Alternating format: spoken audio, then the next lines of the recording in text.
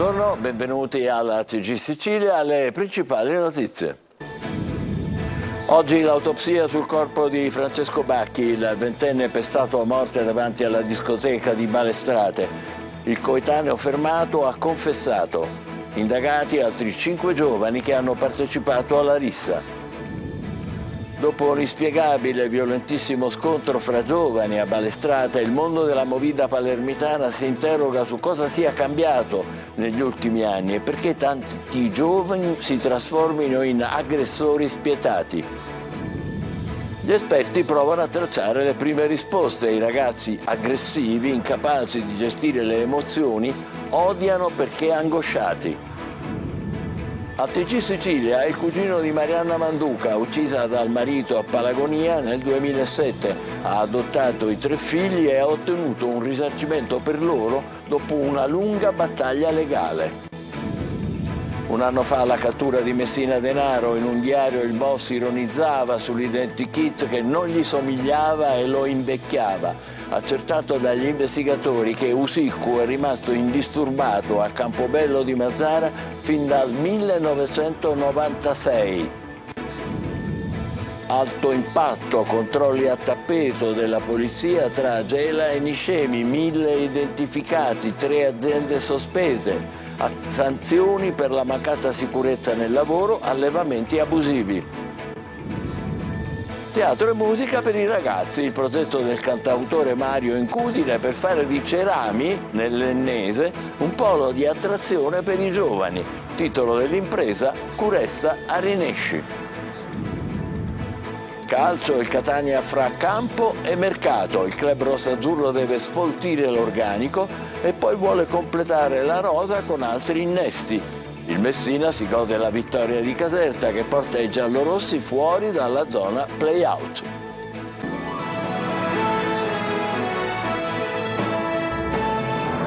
Bentrovati, omicidio di Balestrate, in queste ore l'autopsia sul corpo di Francesco Bacchi, ucciso dopo una rissa in discoteca da un coetaneo che ha confessato il delitto. Marco Cullà. Si chiama Andrea Cangemi, ha 20 anni e ha confessato di essere stato lui ad uccidere il coetaneo Francesco Bacchi al culmine di una rissa a Balestrate dopo una serata nella discoteca Medusa. Gli insulti, poi gli spintoni e la rissa culminata all'esterno del locale. Il ventenne ha confessato il delitto davanti al pubblico ministero e ai carabinieri. Non volevo ucciderlo, ha detto. Ancora una volta è una discoteca a trasformarsi in luogo di morte. Era accaduto a dicembre a Palermo con la morte di Rosolino Celesia, assassinato a colpi di pistola, e si ripete in un paese della provincia. Ma questa volta la vittima è stata uccisa a calci e pugni. Cosa abbia scatenato la furia omicida del giovane non è ancora chiaro. Alcuni testimoni parlano di una discussione che ha coinvolto 7-8 persone, parole grosse, qualche spintone, sembrava tutto rientrato, e invece all'esterno, intorno alle 3 di notte, i 2 gruppi sono di nuovo arrivati alle mani. L'autopsia in programma oggi dovrà accertare come è morto il ventenne, se per una violenta caduta a terra o se per un colpo fatale alla testa. Ci sono anche altri indagati, gli inquirenti stanno accertando anche tramite le immagini di videosorveglianza se qualche altro ha colpito Bacchi. Via Palermo le strade vicine sono state battute palmo a palmo dai militari del comando provinciale di Palermo e della compagnia di Partinico. Sono state rinvenute diverse tracce di sangue lontano dal luogo del delitto. Ciò significa che qualche altro ragazzo è rimasto ferito. Eppure non era la prima volta che in questo locale al suo esterno c'erano schermaglie. Alcuni residenti avevano già fatto un esposto proprio in virtù di quello che succedeva all'esterno. E dopo il delitto di Balestrate, il mondo della movida palermitana si interroga su cosa è successo negli ultimi anni e perché tanti giovani si trasformano in mostri spietati. Marco Cullà. Il delitto di Balestrate scuote ancora una volta il mondo della movida, le piste da ballo che si trasformano in tunnel di morte, alcol, droghe, violenza, i cattivi ingredienti di un mondo misterioso e sanguinario. Un'altra vita spezzata dopo quella di Rosolino Celesia, famiglie distrutte dal dolore. Sono esterrefatto e basito dalla società, da questi giovani, da questa nuova società che sta prendendo una piega terribile. Persone come Franceschino non devono andarsene via a 19 anni. Confidiamo tanto nella magistratura, nella giustizia, nelle forze dell'ordine, in tutti gli enti che possono fare qualcosa e punire questi maledetti balordi e bastardi. Scusate il termine, ma ciao Francesco. Il mondo della movida si interroga su cosa sta succedendo, perché tanta violenza in delle serate che dovrebbero trascorrere tra divertimento e spensieratezza. Lo abbiamo chiesto anche ad un noto DJ palermitano. Si trasforma una rabbia interna, viene trasformata appunto in una rabbia repressa che evidentemente molti giovani hanno e vogliono dimostrare di essere forti e di essere coraggiosi, non rendendosi conto che hanno rovinato la vita ad altre famiglie, ma la rovinano soprattutto a se stessi.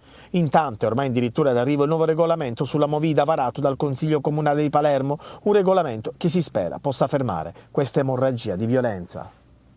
Aggressivi, angosciati, privi di emozione, gli esperti si interrogano sui giovani e sui comportamenti che spesso culminano con aggressioni brutali e mortali. Anche il prefetto di Catania sottolinea l'importanza della scuola. A Torino De Mana. Giovani aggressivi, così basta poco per far scattare la violenza brutale e a volte mortale. La sanguinosa rissa di Balestrate è solo l'ultimo degli episodi che gli esperti stanno analizzando nel tentativo di dare un'adeguata chiave di lettura. Ma perché i giovani di oggi sono così violenti? Le cause di questa aggressività probabilmente sono da rintracciare innanzitutto in un distacco dalle proprie e altrui emozioni, una perdita del senso di empatia, contemporaneamente associato ad una mancanza, ad una difficoltà di autoregolarsi, di porsi dei limiti, di inibire un impulso. Ecco, in questo contesto un ruolo fondamentale lo giocano anche le droghe, l'abuso di sostanze stupefacenti che vengono utilizzate in modo automedicale, illudendo chi le assume di poter alleviare così il proprio dolore, il proprio vissuto d'angoscia e poter regalare un'emozione positiva, un momento di entusiasmo che nella quotidianità purtroppo si è perso. In questo senso gli adulti svolgono o dovrebbero svolgere un ruolo fondamentale. Un fiume che non ha i suoi argini straripa. Ecco, noi adulti siamo i margini e i confini per questi ragazzi. Come? Attraverso la vigilanza, attraverso la nostra presenza e i modelli che possiamo offrirgli. E la scuola riveste il ruolo di agenzia educativa, come conferma il prefetto di Catania, Maria Carmela Librizzi.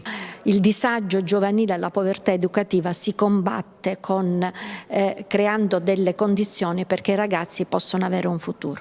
In prefettura a Catania sono stati sottoscritti 2 protocolli d'intesa contro la devianza giovanile, una piaga sociale che nelle periferie, in primis a Librino, è ancor più marcata.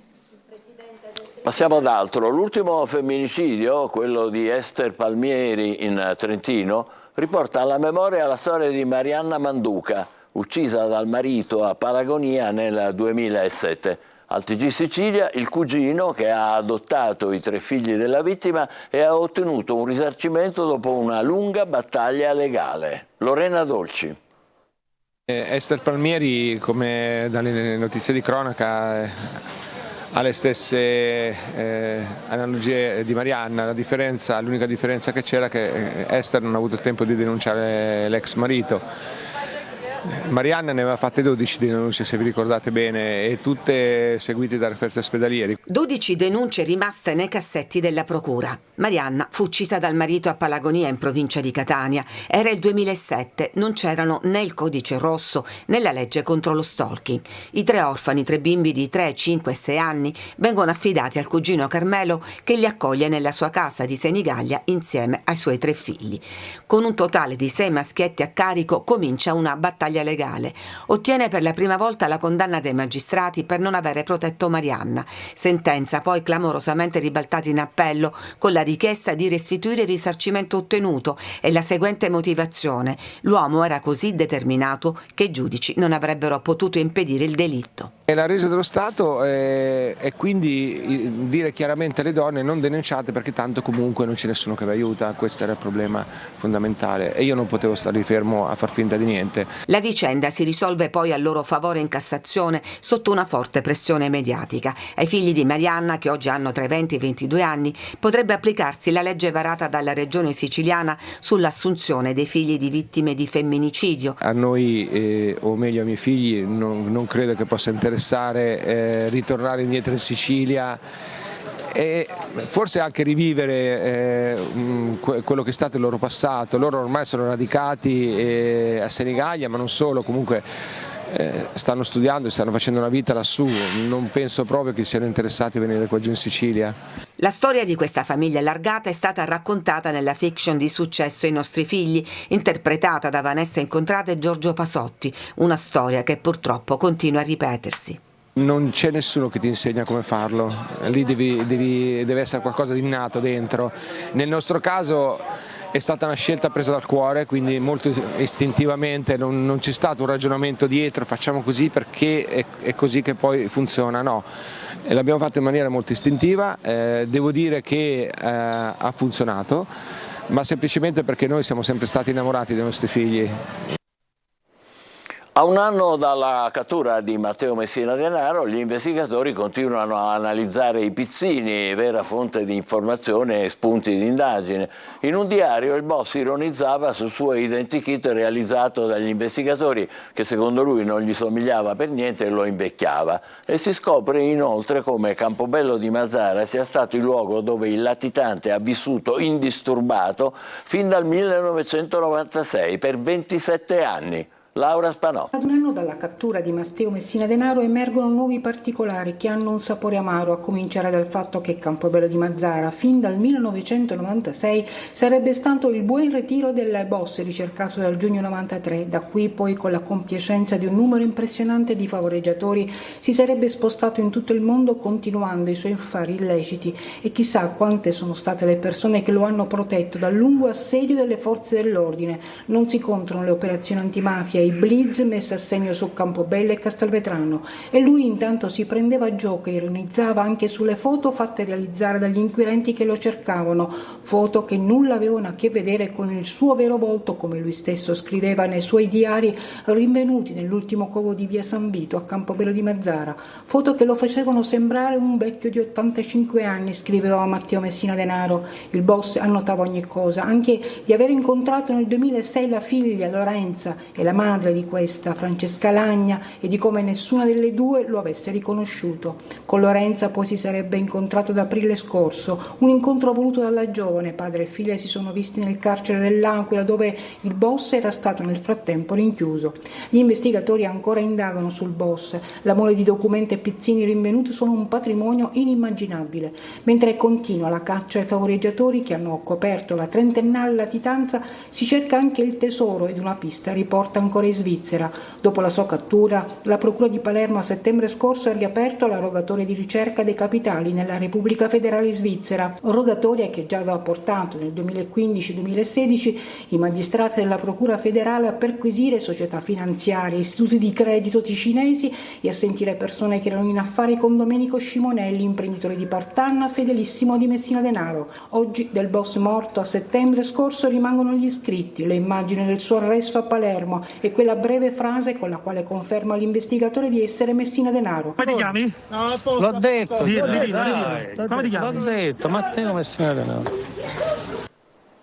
Dal caporalato nelle campagne alle corse clandestine, dallo spaccio di droga alla detenzione di armi, ma anche irregolarità nel settore delle onoranze funebri e nelle ambulanze. Più di 1000 le persone identificate tra Gela e Niscemi nell'operazione della mobile d'Agrigento, alto impatto.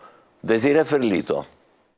Dal caporalato nelle campagne alle corse clandestine, dallo spaccio di droga alla detenzione di armi, ma anche irregolarità nel settore delle onoranze funebri e nelle ambulanze. Sono state oltre 1000 le persone identificate durante i controlli a tappeto della polizia a Gela e Niscemi. È il bilancio dell'operazione Alto Impatto della questura di Caltanissetta. 5 le aziende agricole perlustrate, 3 delle quali sono state sospese. Diverse le violazioni riscontrate sulla sicurezza sui luoghi di lavoro. Oltre 25.000 euro le sanzioni contestate. 3 le stalle per l'allevamento di cavalli controllate a Niscemi con la denuncia di altrettante persone. Gli animali venivano allevati in locali abusivi del tutto sconosciuti ai veterinari. Si indaga anche sull'ipotesi di un giro di scommesse clandestine. 18 le perquisizioni alla ricerca di armi e materiale esplodente, 2 denunciati per detenzione illegale. Una parte delle attività di controllo è stata dedicata al settore delle onoranze funebri, contestate sanzioni amministrative per migliaia di euro nei confronti dei titolari di alcune agenzie per violazioni delle leggi sanitarie sull'edilizia. Sono state avviate le procedure per la revoca di 4 licenze. Sono state contestate 95 infrazioni al codice della strada, 67 i posti di controllo effettuati e 55 le attività commerciali sottoposte a controllo. Alberi secolari abbattuti ad Agrigento per la costruzione di una scuola alla Villa del Sole. Non c'erano le necessarie autorizzazioni e la sovrintendenza blocca i lavori. A sollevare il caso ambientalisti e cittadini che ora chiedono l'intervento della Procura. Davide Sardo.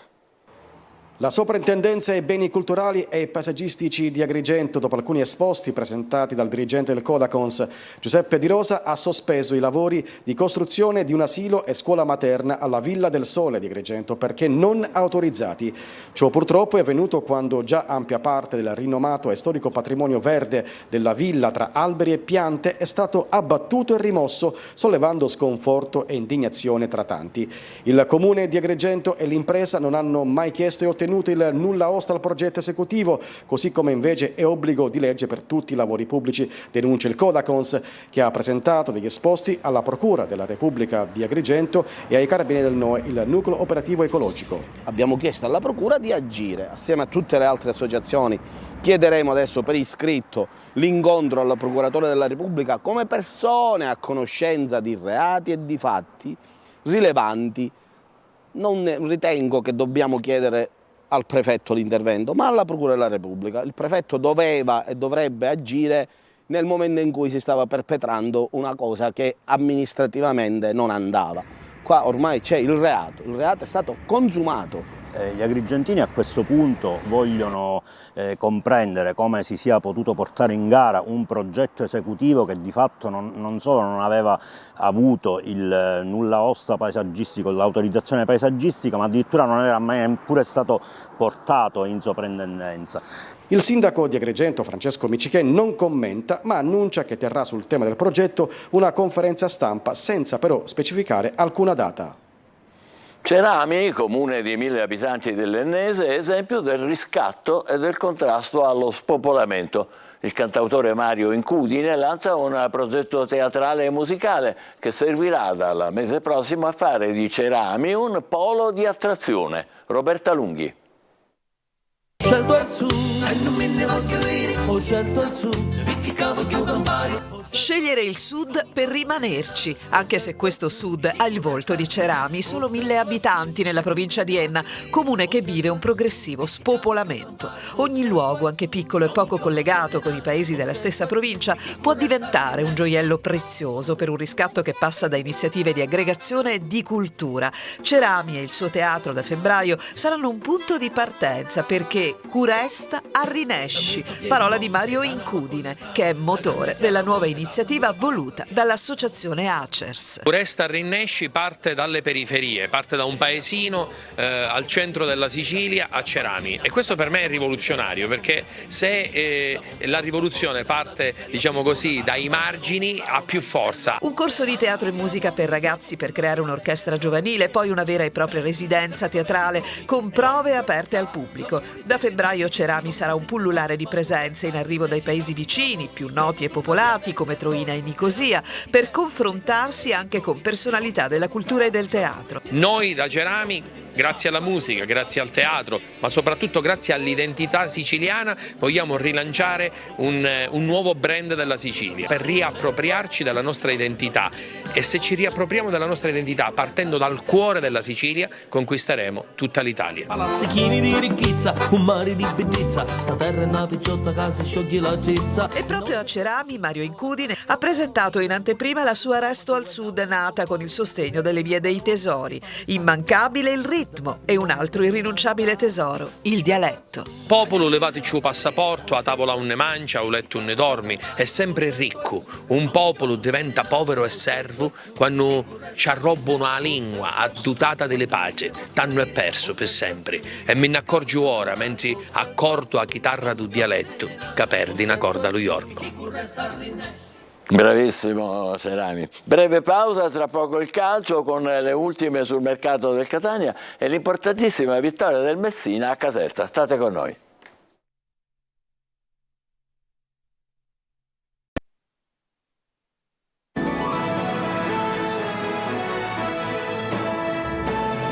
Siamo di nuovo insieme con il calcio e il Catania si avvia verso un periodo cruciale. La vittoria con il Brindisi farà da viatico a 2 trasferte importanti, a Picerno contro la seconda in classifica e poi a Rimini in Coppa. Il mercato dipende molto dalle cessioni. Marco Carli. Un gennaio già decisivo per il mercato, certo, ma anche per il proseguo della stagione. Il Catania, che finora ha viaggiato sull'altalena, ha trovato con il Brindisi indicazioni positive dopo la rivoluzione che è ancora in atto in termini di uomini e con tanti nuovi in campo, ma adesso vuole conferme, perché i prossimi avversari da affrontare in trasferta sono la sorpresa del campionato Picerno e il Rimini per l'importantissimo match di andata della semifinale di Coppa. Chiarella, dopo il gol di sabato, vuole continuare ad essere importante. Speriamo che da qui non solo la mia stagione, la stagione di tutto il Catania prenda una svolta decisiva.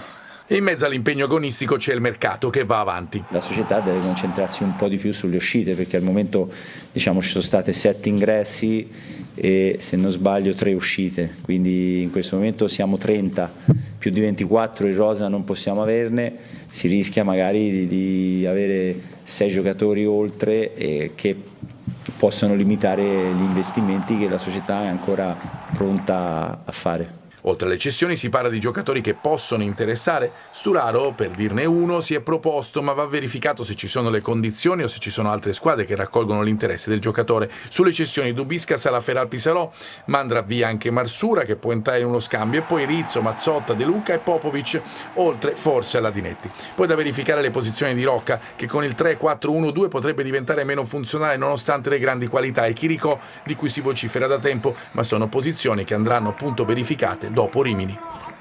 Con la vittoria di Caserta il Messina esce dalla zona play-out con 2 punti di vantaggio sulla Turris. Al Pinto buona prestazione dei giallorossi, che domenica prossima riceveranno la visita del Taranto. Sergio Colosi. Il primo successo dell'anno regala al Messina emozioni inattese in classifica, con un +2 sulla quintultima posizione, e tiene salda la panchina di Modica. La squadra ha tirato fuori orgoglio, concentrazione e motivazioni, complice anche una prestazione della casertana disarmante e ben lontana dagli attuali 38 punti e dal ruolo di vice capolista. Dopo 2 pareggi e la sconfitta di domenica scorsa contro l'Audace e Cerignola, il Messina torna in corsa per la salvezza diretta, trascinato dalle invenzioni di Rosafio, dalla doppietta di Emmausso e da una buona solidità difensiva. Il 4-2-3-1 di Modica, figlio anche delle assenze e delle conseguenti necessità, ha finito per complicare i piani dei rossoblù, quasi mai in partita se non nella parte iniziale. 10 occasioni per il Messina, di cui 2 trasformate, forniscono l'esatta dimensione della prestazione giallorossa, con gli avversari che non perdevano dal 16 ottobre, quasi 3 mesi fa, anche in quel caso al Pinto, sempre 0-2, ma contro l'Avellino. Inizia un'altra settimana di mercato e la società è chiamata a potenziare l'organico per evitare nuovi clamorosi tonfi e la pericolosa lotteria dei play-out. La squadra e Modica hanno lanciato dal campo un segnale chiaro al presidente Sciotto, chiamato a rispondere in termini concreti, perché il Messina di Caserta, con i giusti rinforzi, può centrare la terza salvezza della sua travagliata ed infinita gestione societaria.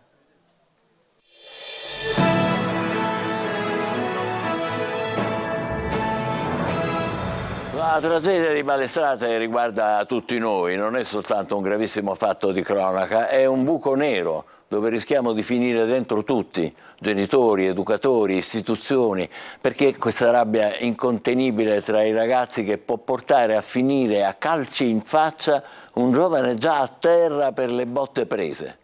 Qui la microcriminalità apparentemente non c'entra, come invece sembra nell'assassinio di un 14enne alle porte di Roma. Qui l'interrogativo angosciante rischia di riguardare, se non tutta, certo almeno una parte numerosa della nostra gioventù. Avete sentito i nostri servizi eloquenti, ma anche i social ci dicono qualcosa, fra i 500 commenti sotto la foto di Francesco Bacchi, povero. C'è in giro tra i ragazzi un rancore diffuso, pieno di sentimenti negativi. Non si va più in discoteca per divertirsi, ma per litigare, leggiamo. E c'è chi cerca di andare ancora più a fondo. Prima c'era la voglia di emergere nello studio, nel lavoro. Ora i ragazzi cercano di essere brutali, vendicativi. Ecco, questo ci sembra il punto. Perché? È il nostro dovere occuparcene, intervenire, chiederci anche se una parte almeno della responsabilità non sia anche nostra, che abbiamo dimenticato come fare i genitori, ad esempio. Mai un no, sempre tutto consentito, come se la resa significasse amore. E insieme le aspettative di cui carichiamo i nostri figli su tutto. La scuola, lo sport, lo svago devono primeggiare ovunque. E così invece di fortificarli li rendiamo fragili, incapaci di reggere le inevitabili frustrazioni che si possono sfogare forse anche con la violenza. Avete sentito lo psicologo? Incapaci di gestire le emozioni, le frustrazioni, la rabbia interna, odiano perché angosciati. Riflettiamo, pensiamo a cosa fare per fermare questa spirale di aggressività. Ascoltiamo chi può illuminarci meglio, facciamo qualcosa ma facciamola, prima che sia troppo tardi. Grazie, ci rivediamo alle 20, buon pomeriggio.